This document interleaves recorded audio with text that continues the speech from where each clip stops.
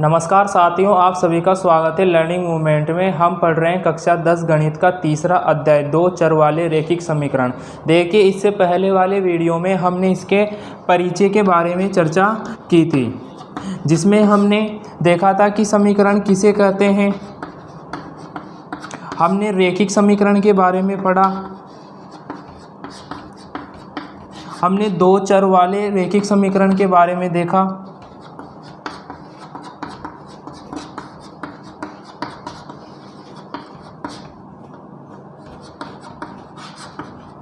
हमने इसके ज्यामितीय निरूपण के बारे में देखा,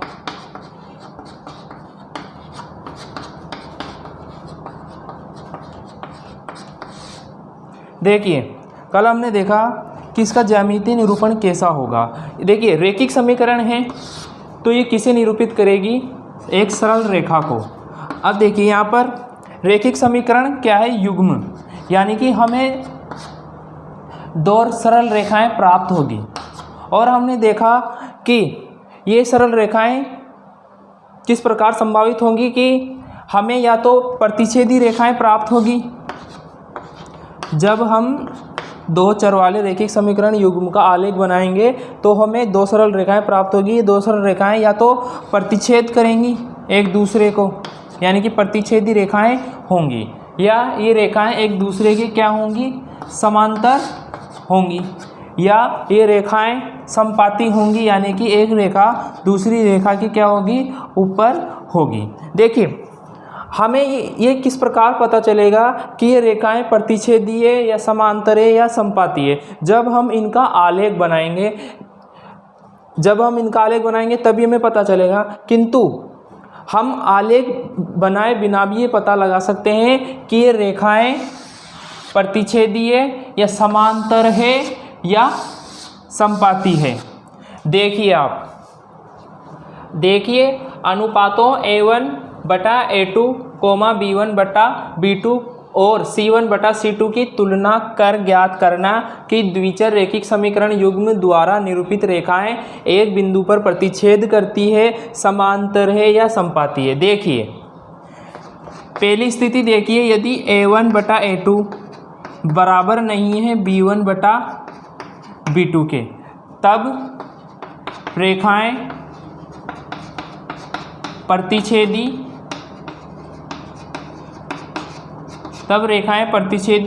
होगी।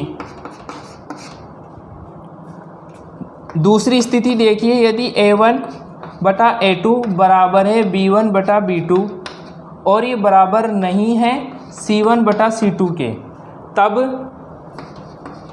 रेखाएं समांतर होंगी।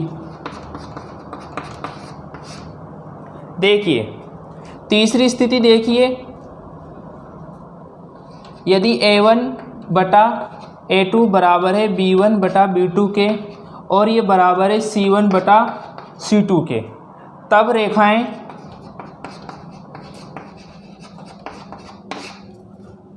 समपाती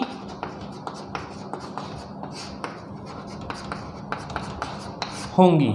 देखिए, यदि A1 बटा A2 बराबर नहीं है B1 बटा B2 के, तब रेखाएं क्या होंगी? प्रतिच्छेदी, यानी कि वो रेखाएं एक दूसरे को एक बिंदु पर प्रतिच्छेद करेंगी।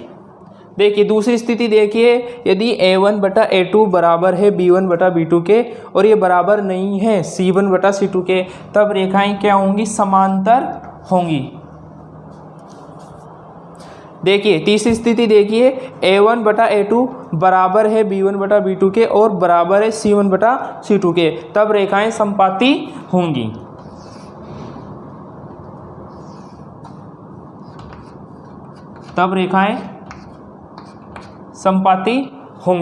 अब देखिए आगे, देखिए कोई दो चर वाला रैखिक समीकरण है, जैसे ax plus by plus c बराबर 0। ये क्या है? मानक रूप है दो चर वाले रैखिक समीकरण का। अब देखिए, ये किसे निरूपित करेगा? एक सरल रेखा को निरूपित करेगा आलेखीय रूप से ग्राफ पर। अब देखिए इस पर जितने बिंदु होंगे क्या वे सभी इस समीकरण के हल नहीं होंगे? हमने कहा था कि सरल रेखा पर जितने बिंदु होंगे वह उस समीकरण के क्या होंगे? हल होंगे। ठीक, अब देखिए यहाँ तो एक समीकरण है, हम दूसरी समीकरण भी लेते हैं। ये इस समीकरण को कह देते हैं a1x b1y और c1। अब देखिए दूसरी समीकरण a2x plus b2y plus c2 बराबर 0। अब ये समीकरण भी सरल रेखा को निरूपित करेगी। अब देखिए यदि ये एक दो चर वाला रैखिक समीकरण युग्म है, यदि इनकी जो रेखाएं हैं वो एक दूसरे को प्रतिच्छेद करती हैं,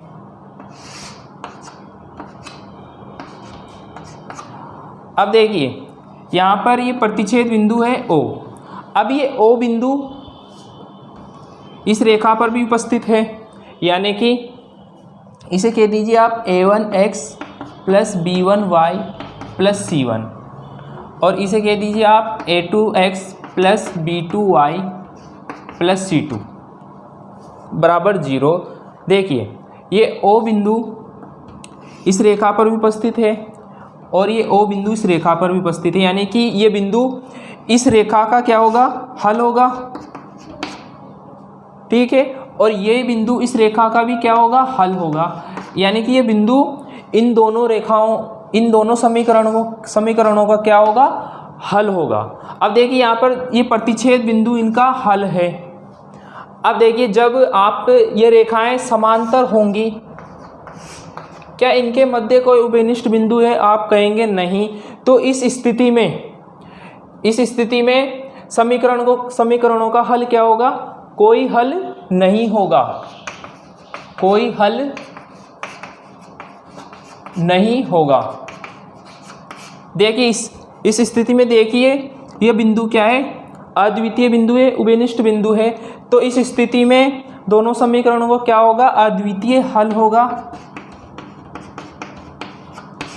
अद्वितीय हल होगा। और इस स्थिति में कोई हल नहीं होगा। और देखिए तीसरी स्थिति क्या थी कि दोनों रेखाएं क्या होंगी? समपाती होंगी। देखिए इस स्थिति में ये सभी बिंदु क्या है? उभयनिष्ठ बिंदु है, क्योंकि ये इस रेखा पर भी उपस्थित है और इस रेखा पर भी उपस्थित है, यानी कि सभी बिंदु कितने बिंदु? ये अनंत बिंदु।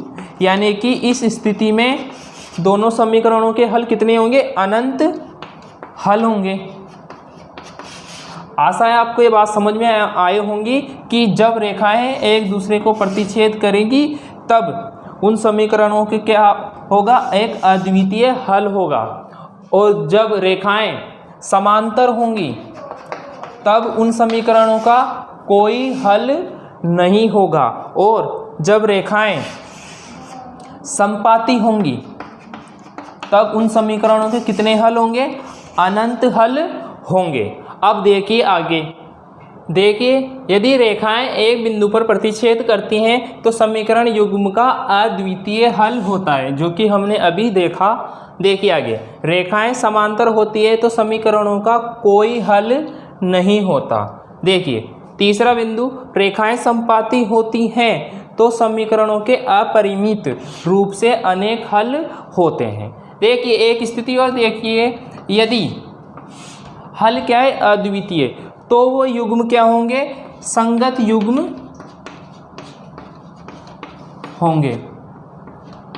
यदि हल अद्वितीय है, यानी कि रेखाएं यदि प्रतिच्छेद करती हैं तो रेखाओं के ऐसे युग्म क्या होते हैं? संगत युग्म होते हैं। कहने का तात्पर्य है यदि रैखिक समीकरण युग्म का यदि अद्वितीय हल है, कम से कम एक हल है, तो वो युग्म कैसा होगा? संगत युग्म होगा। और यदि उसका कोई हल नहीं है तो ऐसा युग्म क्या होगा? असंगत युग्म होगा। और अब यहाँ देखिए अपरिमित रूप से अनेक हल हैं, तो ये युग्म कैसा होगा? संगत युग्म